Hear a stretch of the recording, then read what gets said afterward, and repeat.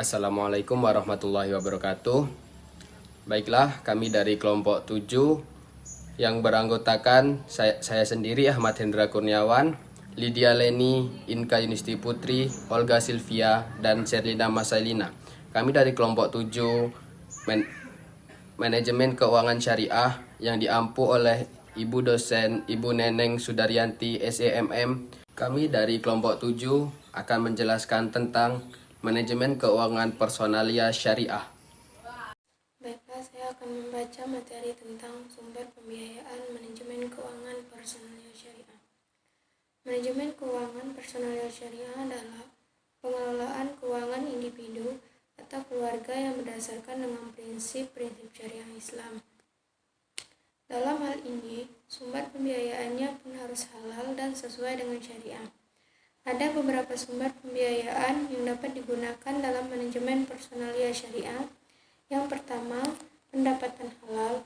Sumber pembiayaan utama dalam manajemen keuangan personalia adalah pendapatan halal. Pendapatan ini berasal dari usaha yang halal dan tidak bertentangan dengan syariah Islam. Contohnya gaji dari pekerjaan yang halal, keuntungan dari usaha perdagangan yang halal, dan lain sebagainya. Yang kedua, tabungan. Menabung merupakan salah satu cara untuk mengelola keuangan dengan baik. Yang ketiga, investasi syariah. Investasi syariah merupakan cara untuk mengembangkan dana dengan halal dan sesuai dengan syariah Islam. Ada berbagai macam jenis investasi syariah yang dapat dipilih seperti suku, saham syariah, emas, dan properti syariah. Yang keempat, zakat, infak, dan sedekah merupakan kewajiban bagi umat Islam yang mampu. Dan yang terakhir, warisan. Dalam manajemen keuangan personalia syariah, warisan dapat digunakan sebagai sumber pembiayaan untuk berbagai kebutuhan seperti pendidikan, kesehatan, dan lain sebagainya. Yang keenam, hibah. Hibah dapat menjadi sumber pembiayaan dalam manajemen keuangan personalia syariah, terutama bagi yang membutuhkan bantuan finansial. Prinsip-prinsip dalam pemilihan sumber pembiayaan ada 5. Yang pertama, halal. Yang kedua, bebas riba. Yang ketiga, transparan. Yang keempat, akuntabel. Dan yang terakhir, efisien. Sumber pendanaan manajemen keuangan personalia syariah. Sumber pendanaan dalam manajemen keuangan personalia syariah dapat dikategorikan menjadi 2, yaitu pendanaan internal. Pendanaan internal berasal dalam organisasi atau individu itu sendiri. Sumber pendanaan internal ini dapat berupa gaji dan tunjangan. Gaji dan tunjangan merupakan pendapatan utama bagi individu atau organisasi. Pendapatan ini dapat digunakan untuk memenuhi kebutuhan hidup sehari-hari, menabung dan berinvestasi. Dan yang kedua, bonus dan insentif. Bonus dan insentif merupakan pendapatan tambahan yang diberikan kepada individu atau organisasi berdasarkan kinerja atau pencapaian tertentu. Pendapatan ini dapat digunakan untuk meningkatkan motivasi dan produktivitas. Yang ketiga, deposit dan investasi. Deposit ini dan investasi merupakan cara untuk mengembangkan dana yang dimiliki individu atau organisasi. Pendapatan dari deposit dan investasi dapat digunakan untuk memenuhi kebutuhan keuangan di masa depan. Dan yang kedua, pendanaan eksternal. Pendanaan eksternal berasal dari luar organisasi atau individu. Sumber pendanaan eksternal ini dapat berupa zakat, infak, sedekah. Pendanaan ini dapat digunakan untuk membantu fakir miskin, anak yatim, dan duafa. Dan ada juga wakaf. Pendapatan dari wakaf dapat digunakan untuk berbagai keperluan seperti membangun masjid, sekolah, atau rumah sakit. Yang ketiga, ada suku. Pendapatan dari suku dapat digunakan untuk berbagai keperluan seperti membangun infrastruktur atau membiayai proyek bisnis. Dan yang terakhir, pembiayaan syariah. Terdapat berbagai jenis pembiayaan syariah seperti murabah, ijarah, dan musyarakah.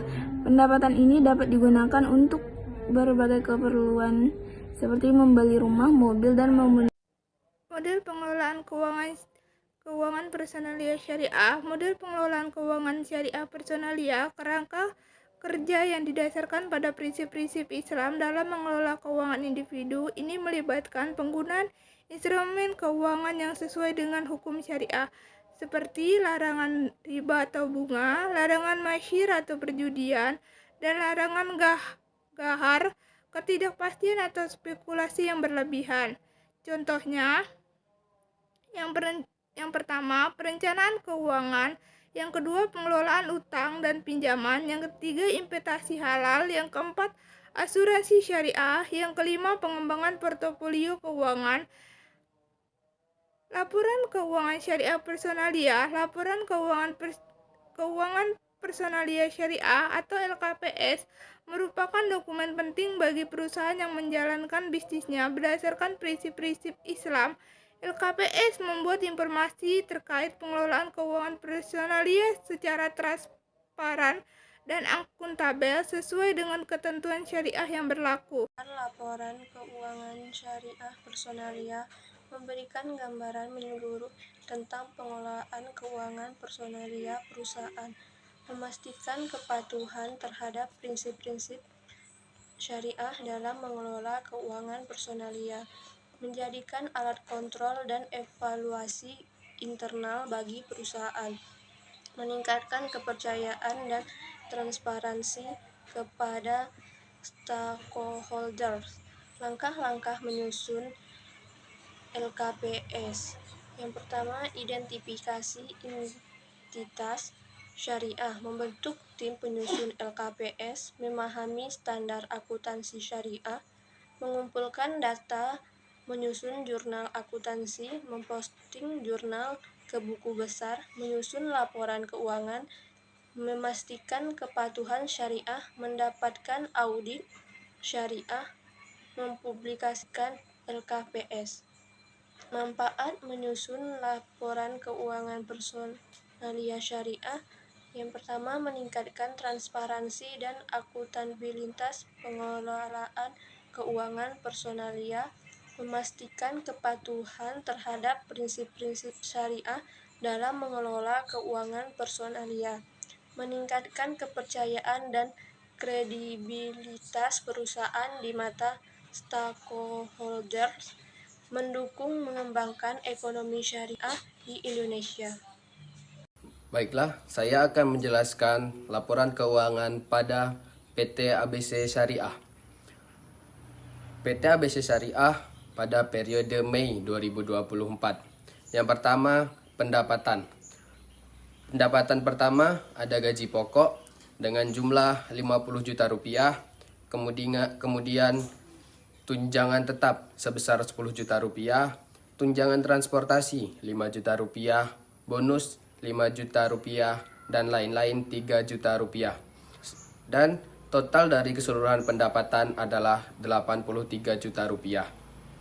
Kemudian pengeluaran. Yang pertama ada zakat penghasilan sebesar 2.075.000 rupiah. Kemudian infak dan sedekah 1.500.000 rupiah. Biaya transportasi 2.500.000 rupiah. Biaya pendidikan 2 juta rupiah. Biaya kesehatan 1.200.000. Kemudian biaya lain-lain 2 juta. Total pengeluaran keseluruhan adalah 12.275.000 rupiah. Yang ketiga ada investasi. Yang pertama ada deposito syariah sebesar 5 juta rupiah. Yang kedua ada saham syariah sebesar 10 juta rupiah. Total investasi adalah 15 juta rupiah. Yang keempat ada saldo akhir. Total pendapatan semuanya 83 juta rupiah. Total pengeluaran 12.275.000 rupiah. Total investasi syariah ada 15 juta rupiah. Jadi saldo akhirnya adalah 55.725.000 rupiah. Catatan, zakat penghasilan, zakat yang dikeluarkan dari pendapatan bulanan sebesar 2,5%. Infak dan sedekah, pengeluaran rutin untuk membantu sesama. Investasi syariah, penempatan dana pada instrumen keuangan yang sesuai dengan prinsip syariah. Presentasi dari kelompok kami, kurang dan lebihnya kami mohon maaf yang sebesar-besarnya.